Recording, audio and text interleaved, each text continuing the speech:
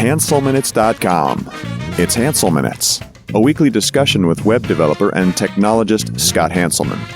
This is Lawrence Ryan announcing show number 365, recorded live Thursday, March 28th, 2013. Support for Hansel Minutes is provided by Telerik, offering the best in developer tools and support. Online at telerik.com. And by Franklins.net, makers of GesturePack, a powerful gesture recording and recognition system for Microsoft Connect for Windows developers. Details at gesturepak.com. In this episode, Scott talks with Steve Sanderson about PhoneGap Cordova. Hi, this is Scott Hanselman. This is another episode of Hansel Minutes, and we've got Steve Sanderson on the line. How are you, sir? Hey, I'm very good, thank you. How are you? Lovely, lovely. Congratulations. You just put out an iPhone application. I did, yes. It's been something I've been wanting to do for a couple of years, but I haven't really had a good opportunity, and I decided that that's never going to happen, actually. I just need to stay up really late and do it anyway. Well, you're a pretty impressive guy, and you've done a lot of interesting stuff. I know that you're a web person, and I know that you're the author of Knockout, but I did not know that you knew Objective-C, which means that I'm a horrible person because you know all the languages now. Yeah, no, I think it would. I'm not sure that it would make me a better person to know Objective-C, actually. I'd be quite scared of a version of me that was into that kind of stuff. No, I have been sticking with my favorite web technologies, and I have built this iPhone app using PhoneGap, which gave me a good opportunity to put Knockout to use in a different kind of application, and also to use a backend in the cloud, which relates to a product I work on at Microsoft. So it was cool, actually, to be able to use a lot of technologies that I'm involved in developing and turn them into something fun. So how about a little background for folks who may be web developers but don't know what PhoneGap is and don't know what Knockout is? Okay, sure. Knockout is a model view model library for JavaScript. So it basically provides a nice way of architecting rich JavaScript applications so that you can separate up your code into views which are nice and simple and declarative, and view models which are nice and object-oriented and self-contained, and bind them together.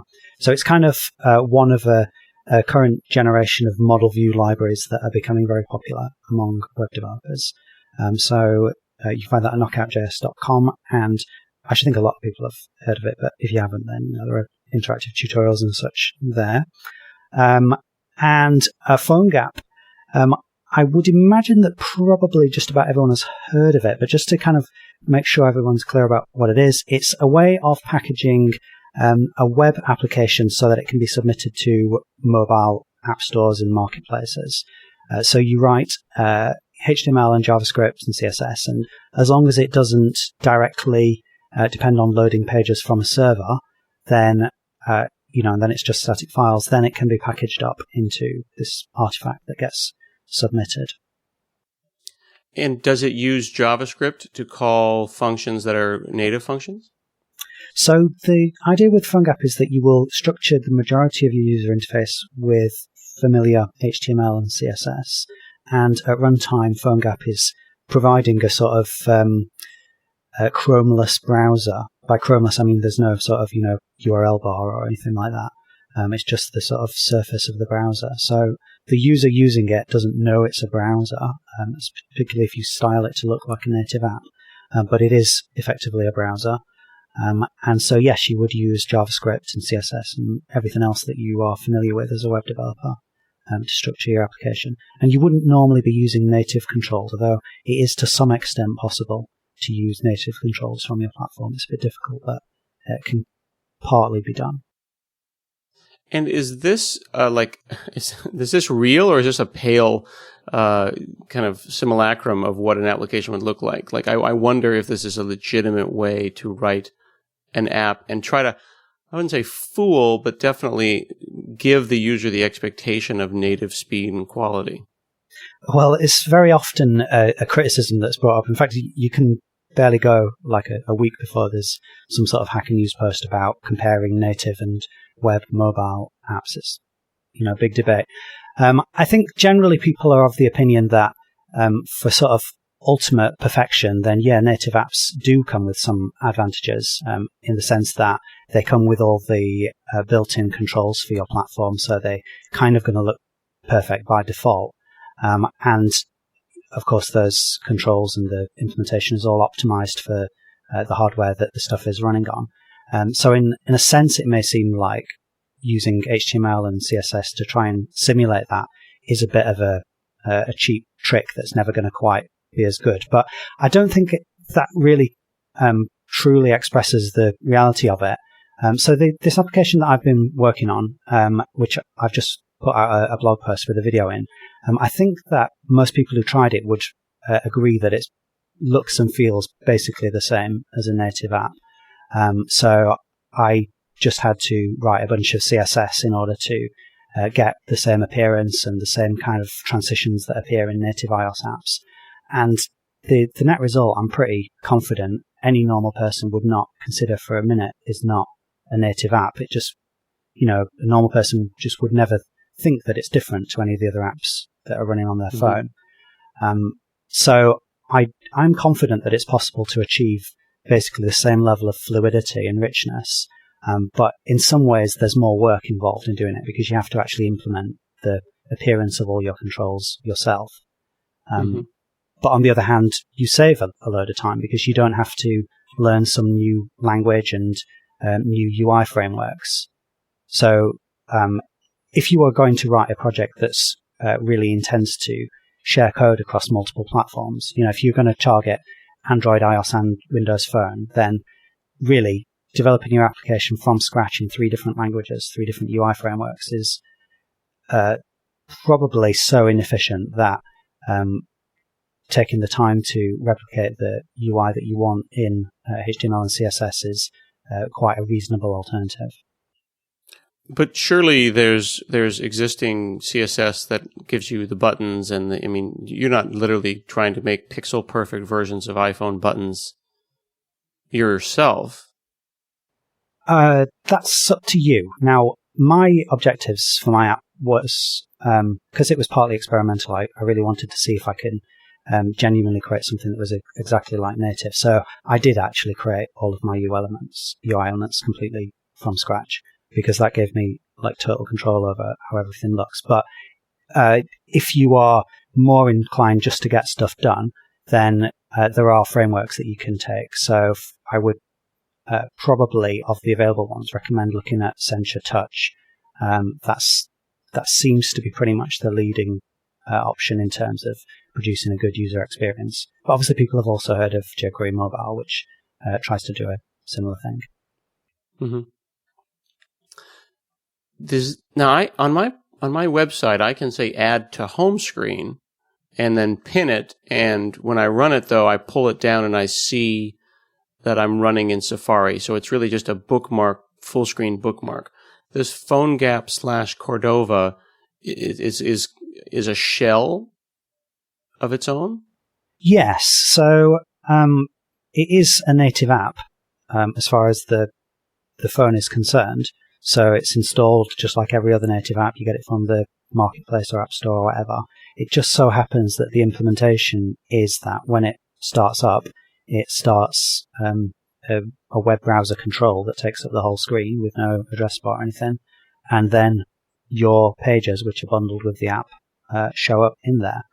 So, yeah, as far as the phone is concerned, it's not just a bookmark to a website. It is an actual app.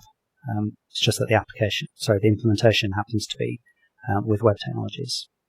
Mm-hmm, mm-hmm. When PhoneGap first came out, I pretty much understood it and I felt pretty good about it. But then somehow people started saying Cordova instead of PhoneGap.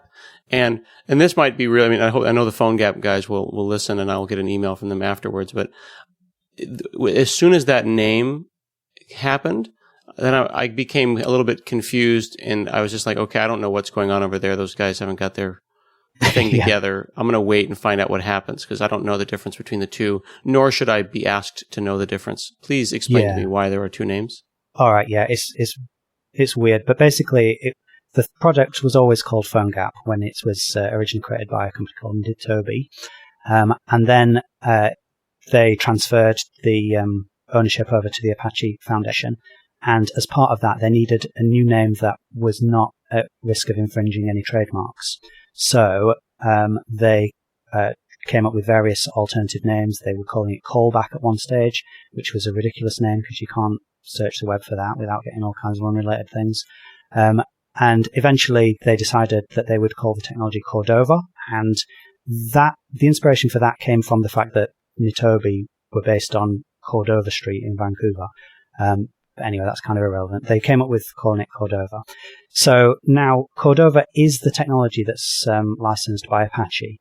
PhoneGap, on the other hand, is a particular distribution of Cordova from Adobe, and also ties in with other Adobe services like PhoneGap Build, which is a cloud-based build system for Cordova applications. So a good analogy for it would be to think that just like WebKit is the underlying technology for, let's say, Safari, which is a distribution of a web browser that includes WebKit, similarly, Cordova is the underlying technology which is distributed in a package called PhoneGap, if that makes sense. I see. So like Chromium and Chrome.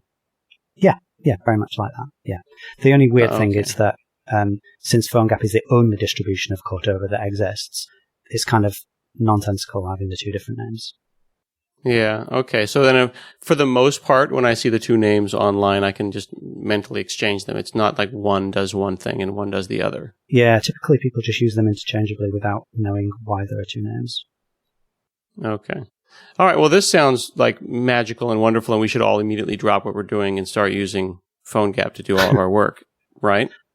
I would say that for certain projects, it's the advantages outweigh the disadvantages, but for equally many projects, the reverse is true. So, I mentioned some of the advantages. The obvious, the fact that you get to use your web development skills and you don't have to learn new languages and UI frameworks.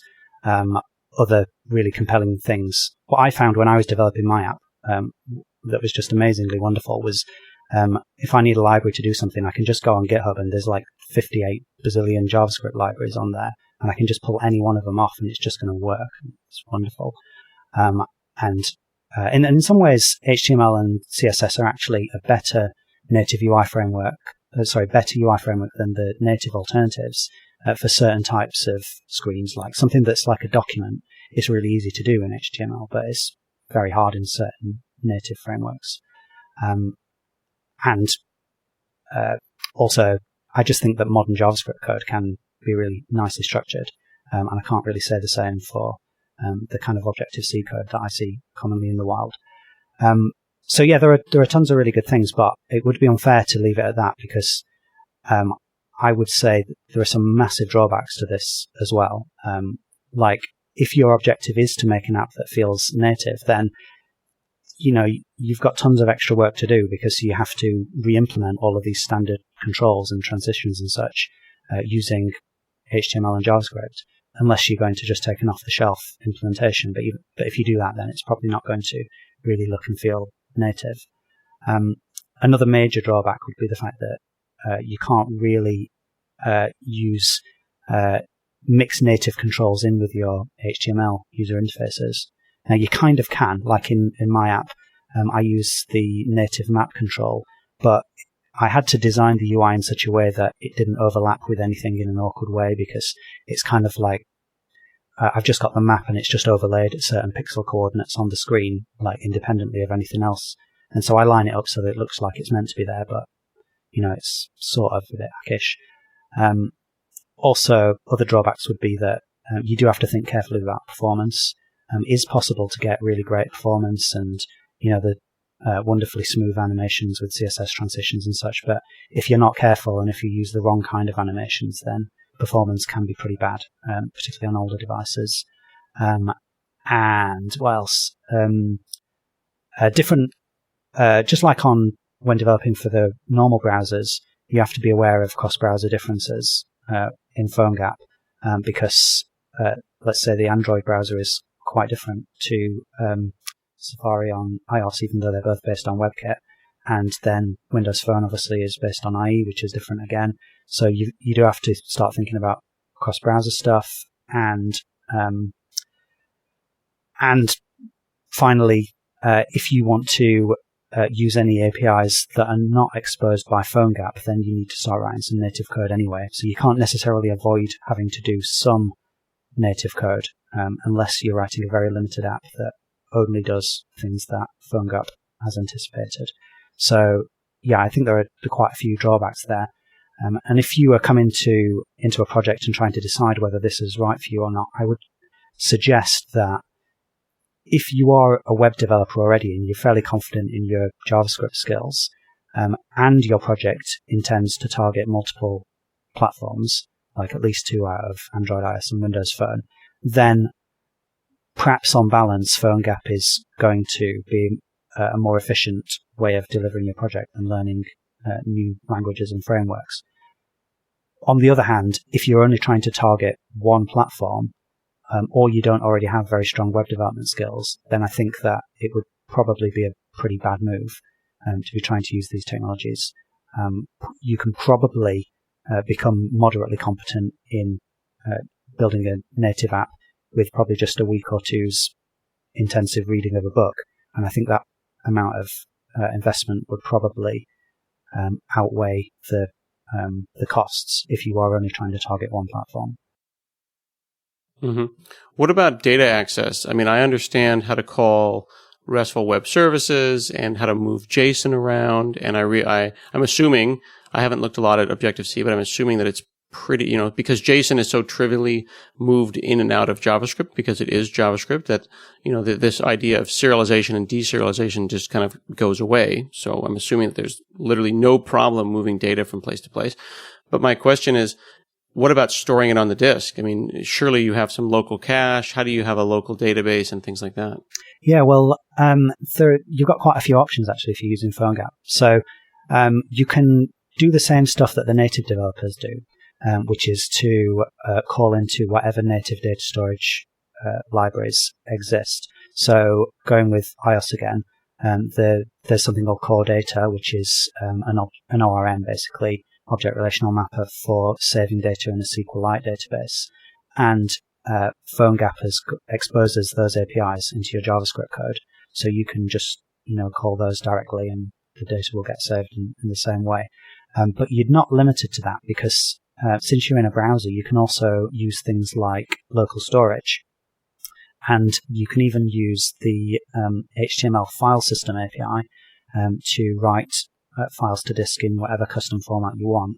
And that last option is actually what I did in my application. So my data all exists in JSON format, which is stored in a backend in the cloud. But for maintaining a local cache, I just dump these JSON files as text files to the disk each time you change them. And then when the app starts up, I can load them from disk and carry on as before. I say disk, obviously I mean, flash storage or whatever it is. Mm-hmm. And then just carry on. So I didn't actually have to look at mapping my data into a relational database or anything. I'm just working with JSON blobs because it fits quite nicely into the structure of my application.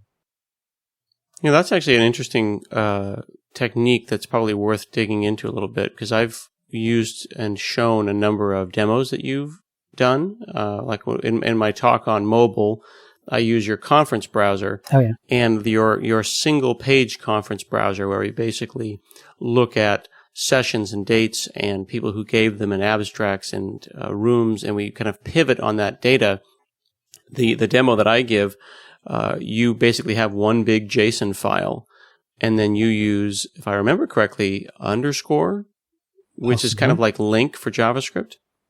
Might well have done. Yep. I don't remember exactly. But yeah. But I guess I'm bringing that up because it's such a clever and simple way to have a little database when the data is shaped a certain way. Yeah. It's really good as an approach for the kind of apps that target consumers, typically where the consumer's got their own data or there's some sort of reasonable boundary around all the data that a single individual is ever going to want to see. Because then you can roughly estimate that it's feasible to just drop it all in one big blob. Obviously, there are types of apps which it wouldn't be applicable for. Some like stock trading app where you've got to be able to search back through decades worth of financial records, or let's say the whole of Amazon.com. You wouldn't really want the entire catalog to exist in one giant JSON blob. that all gets loaded into memory. But yeah, for those apps where the amount of data is bounded, then it's enormously convenient not to have to look at splitting it up into little pieces that can go into different tables and so on. That is effectively what you did? I mean, you have this local single JSON file, or do you have a whole series of them? So I, with my application, the app is, the principle of it is that the user wants to create lists of places that they like to go, and then they write reviews and add photos and give other pieces of information relating to the place.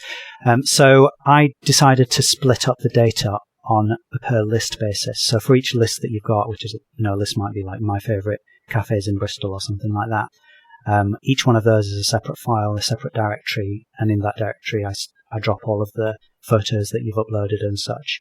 And the reason for splitting it up like that means that there is some level of scalability built into this. So if each individual list becomes so large that it starts to strain the kind of amount of stuff that you can load and save before performance starts hurting, then at least the performance doesn't depend on how many lists you've got in total. It just depends on the size of each individual list. But, for every application, there would be some other reasonable kind of, I suppose domain-driven design people call it an aggregate root, a kind of natural boundary around a group of related data where it's reasonable to say that that whole group changes as an atomic unit and is independent from other islands of data. And the application is called Touralot? Yeah, that's right. Yeah, so Touralot, Touralot. So if that's on the iOS App Store. So yeah, definitely recommend checking it out and seeing what you think of how good or bad an HTML and JavaScript UI can be. I'm pretty pleased with that. I think most people who've seen it, who know about these things, have been very positive about how native-like it is. Certainly on recent devices like iPhone 4S and later, it's basically indistinguishable from native. Although on some older devices, like I've tried it on a 3GS, it's a bit sluggish, but not unusably so. And I suppose people on those devices will probably find that most of their apps are a bit sluggish as well. And the feedback has been positive? No one has called it out and said, hey, look at that. That's clearly not native? Or are people all assuming what I did, which is that Steve has learned Objective-C? Well, whenever I've introduced it to people in person, I've been talking about the technologies. So I don't think anybody has, well, in my conversations, people have known what it is. But yeah, people have been very positive about it. And yeah, like I say, I think it genuinely is pretty close. Yeah, I think the argument that HTML and JavaScript can't compete on a pure user experience basis is not really correct, at least not for those applications that are basically forms and lists and that sort of thing. Now, obviously, when you get into games, that's entirely different. And if you imagine some kind of ridiculously elaborate UI effects that don't map to any sort of CSS transitions or something, then native apps would obviously have a significant advantage there. Mm-hmm. Yeah, I always think about apps like Foursquare, and I think if you could write Foursquare in PhoneGap, then that would be a pretty amazing example of it can do anything. I would have to find out what Foursquare app is like in order to. You haven't seen the Foursquare app? I'm sorry, no. Because you use the example like the I guess there's probably not a lot of places to check in Bristol. But it's just that I'm a highly antisocial person, so any of these social kind of things. Yeah. Well, your app has that very kind of classic iOS look. Yeah. In like the done button and the lists, and the lists pivot into square, grids of photos, and then you can hold down the photos and then delete them. It's a very classic look. So I could definitely see that metaphor being extended, but then apps like Evernote or Foursquare or Twitter apps are all trying to just be a little different. They want to look like an iOS app, but they want to change their style. And iOS itself is now, ironically, moving towards a flatter experience. People are saying that they're heading in the direction of flat design, kind of a la Metro design language. And I think that that the Metro design language is kind of moving slightly towards the middle. So we're all going to find ourselves in this kind of slightly flat, slightly not middle place. Yeah. Hopefully, PhoneGap will be able to make that happen for us. Is there a back end to this when I make a list? Yes, there is. So the app is designed to work primarily offline, because if you're traveling around on your vacation or whatever and you making your list of things that you've seen, obviously you don't want to need some network connection. So everything by default is just working against your local storage. But the point of the app is that when you have built something, created some list of places that you're proud of, you want to share it with your friends. So there's a publish feature where it goes up into the cloud, and then effectively you've got a website that you can point people to, which shows them everything that you've created and your photos and that sort of thing. So naturally there has to be some kind of back-end service in order to actually store that data and to serve it up as a website. So the way I've done this involves a few components. Are you familiar with the term back-end as a service? Backend as a service. I mean, I think I am, but it couldn't hurt to tell the people too. All right. So if you are loading and saving sort of pretty straightforward JSON data and you want to store it in a database and then query it back later and then do authentication, these are really ridiculously common requirements, like so common that in other words, it's like every mobile app basically has to do this. And yet, even though it's so common, for a long time people were still just reinventing their own implementation of that from scratch every single time. So maybe they were using something like Web API or even Rails or some other kind of web technology that can accept JSON data and respond to HTTP requests. It's a reasonable approach, but it's a lot of manual work to implement that from scratch. And also, you then have the responsibility of deploying it yourself, maintaining the whatever sort of hosting environment it's on, managing your own like security and that sort of thing. So in recent years, there's been a bit of a movement towards this backend as a service concept, which is where instead of inventing your own backend with Web API or Rails or whatever from scratch, you can just sign up to use one that already exists. And then you can configure it to say, the data I want to store is going to be in this shape, and I want to use this kind of authentication, and I need to plug in a bit of custom server-side logic here, that sort of thing. So there's a bunch of different backend as a service products that are out there right now. People will probably have heard of Pars.com. That's pretty well known. There's other things like StackMob and others whose name I don't remember. Anyway, there is one from Microsoft, and it's called Windows Azure Mobile Services, and that's the project I actually work on at the moment. So naturally, I wanted to have an opportunity of using that as a real user. So that is where your data all gets stored when you actually publish it from this app. And it's stored in exactly the same format that exists on the device, like a big load of JSON. And the backend also manages some handy things like authentication. So you can log in with Facebook, Twitter, Google, or Microsoft accounts. And I didn't actually have to write any code to make that happen, or at least I didn't have to write any code to interface directly with those providers, because that is a feature that's built into Azure Mobile Services. You just have to say that you want to use those authentication mechanisms, and then basically the client library deals with presenting the login UIs and everything. So there's a PhoneGap UI plugin for this? So we've just 2 weeks ago, or is it 3 now? I don't know. We released a web client library for Azure Mobile Services, which means that you can connect to it from any browser-based application or PhoneGap, since PhoneGap is effectively a browser application. And that means that your JavaScript can save data or query against these cloud data stores that you can configure, and also deals with the authentication. So for example, if you want to make someone log in with Twitter, you just say client.login, pass the string Twitter, and then you get a callback. So the client library at that point will pop open a Twitter login UI, And when the user logs in, then it'll give you a callback to give you the authenticated Twitter user ID. And that is all validated on the server, obviously with the proper cryptographical authentication headers. So yeah, that's very convenient, and it's built into the client's library. So I was able to add that to my app pretty easily.